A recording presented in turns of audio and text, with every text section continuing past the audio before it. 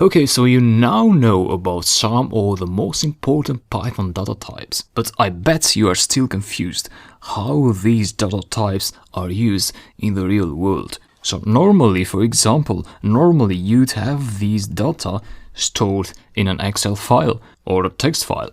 So does it make sense to write them in a Python dictionary like that or like that in a list? No, it doesn't.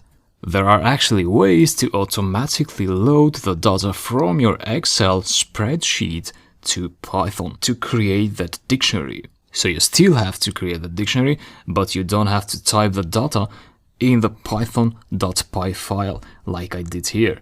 You're going to use some specific Python extensions to load the data in here, and then you process that dictionary as we did in here. But don't worry, I'm going to cover that, and we're going to have some nice applications later in the course, in the applications part. So stay tuned.